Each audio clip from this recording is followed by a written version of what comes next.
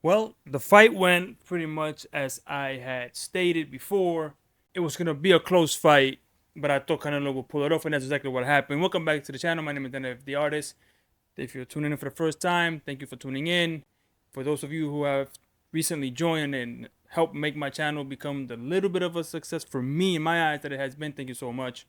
But let's talk about this. In my last video of analyzing this fight, one of my videos of analyzing this fight, I told you guys that it would be a close fight. Don't be surprised if it's a closer fight than people might think, right? And it pretty much went exactly how my analysis went. Now, these judges are out of control, giving 110 to, scores to Jaime Munguia and 111. Take that point back. It's 111 and 113 to 12 to 116. One had a 112 and 115. So if really that would have been 113, 115, which is more closer to what I thought it would be, right? And sure, 116 to 113, 115 to 113, but 110. And also, a lot of these the announcers were kind of heavy on Canelo, and I get it. But all in all, this fight went as pretty much as I thought it would. Munguia came out looking lovely with the jab. His corner prepared him extraordinarily well. He was looking at the Bivol fights. He kind of saw what he was doing, what Bivol was doing. He was kind of imitating that, but being a little bit more powerful with it. And he was, a lot of these rounds, he was catching Canelo. You could say that Canelo was playing possum, as some of the announcers were saying, luring him in. And of course, that uppercut in the fourth was amazing. But that's Canelo, right? Canelo has a beard and a half.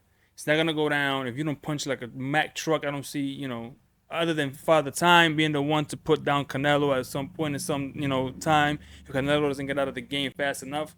Yeah, I see that happening, but right now he still has that beard. He looked a little thinner than I would like to have Canelo have been, but then again, I see why he wasn't as active. So maybe had he been closer to the weigh-in, limit, it would have been a problem. But he strategically came a little lighter because he knew, he probably just needed a better conditioning. He doesn't have the legs like he used to. He doesn't slip punches like he used to. Jaime Munguia was tagging him a lot. But in the end, he figured him out. He hit him tremendously to the body. They were both hit into the body. Munguia would hit him. He would hit Munguia. But of course, Canelo had a thudding. That guy's like Jason Voorhees or Michael Myers or the Terminator. That's the stage he's in right now in his career. He's just walking you down. He's like, like he's just walking you down. Tubular bells are playing in the background. He's walking you down. If he knows you cannot hurt him enough to make him fear you, he's gonna walk you down. He's gonna bang you to the body, and he's gonna come up top with that uppercut. And sometimes that check left hook over the top, which he was catching Munguia with. Munguia started noticing that, and he kept his hands up a little bit. And sometimes I was screaming like, "Why are you keeping your hand down too much?" At times I thought, okay, he's gonna knock out Munguia because he's being irresponsible with that at times. But he kept it going. The young man kept it going. The 115 to 112 would have been a 113 to 115. I thought that would have been the scores that I would have picked for a unanimous to majority decision on Canelo's part, and that's what it ended up being. But let me tell you this though: had that been David Benavidez tonight, that fight would have went the other way. David Benavidez is what Munguia was doing, but times 10 with the power to boot. I'm not saying that maybe the Benavidez has the power to knock down and hurt and do any of those things to Canelo. Canelo could certainly do it to him. But the height, the little bit of height that Munguia had over, well, not a little bit, he did have a slightly significant height over Canelo, David Benavidez has in droves. The speed, David Benavidez has in drove. Power, I believe he hits harder than Munguia. All that said, I think if Canelo, that's Benavidez, hit him like Munguia hit him tonight throughout the fight, not just in one portion, it was spread out through all 12 rounds. It's a different fight. It's a different look. And might I say, it could have ended in a shorter night for Canelo, which we would have never seen. I don't think he goes down. I think the referee stops it, or the corner. I think Canelo is that kind of guy, but I think he would have took enough punishment where somebody would have said, time out, we got to stop this now.